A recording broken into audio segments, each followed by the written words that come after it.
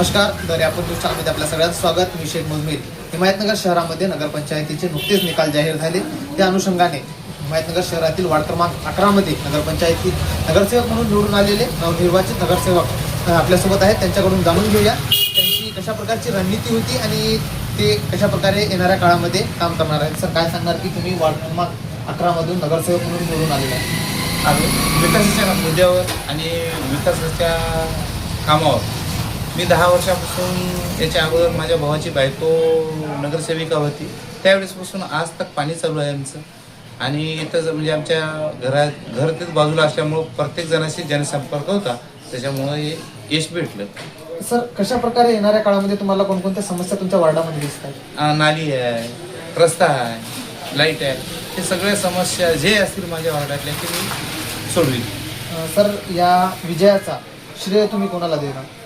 या विजयाचा श्रेय आमचे जे अध्यक्ष उमेदवार होते पराभूत झालेले डॉक्टर साहेब यांनाच पूर्ण श्रेय दिले. सर, तुमच्या प्रचारासाठी व नगराध्यक्ष पदाच्या उमेदवारांच्या प्रचारासाठी खूप मोठे मोठे नेते आले होते. माजी मुख्यमंत्री अशोकराव चव्हाण साहेब पण आले होते. त्यांचा काही तुम्हाला लाभ भेटला असं वाटतं? लाभ भेटलाच ना, कारण आतापर्यंत आमच्या हिमायतनगरमध्ये एकही BJPची सीट आलेली नाही. आणि म्हणजे एकही खातं खाल्लं नव्हतं. तर आम्ही BJP अशोकराव साहेबांमुळं म्हणा, जनतेच्या याच्या विश्वासावर म्हणा की 3 सीटं आम्ही जिंकल्या. 11 मध्ये मी भारत टाके, 10 मध्ये आमचे आशिष सकवान आणि 1 मधून आमचे गजानन चाहेर. हे साहेबांच्या आणि सगळ्याच्या सहकार्यामुळे आम्ही आलो.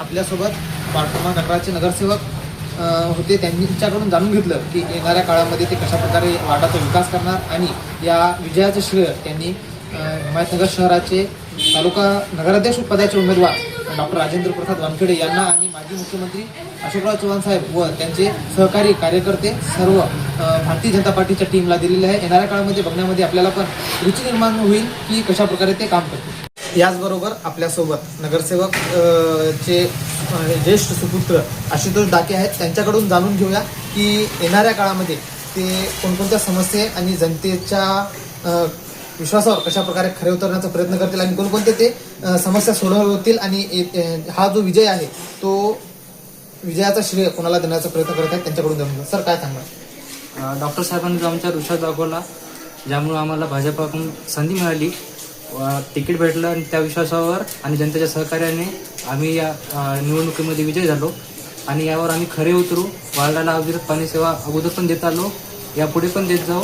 राहिला नाल्याचा, रस्त्याचा आणि लाईटचा इश्यू, त्यावर पण नक्कीच आम्ही काम करत राहू.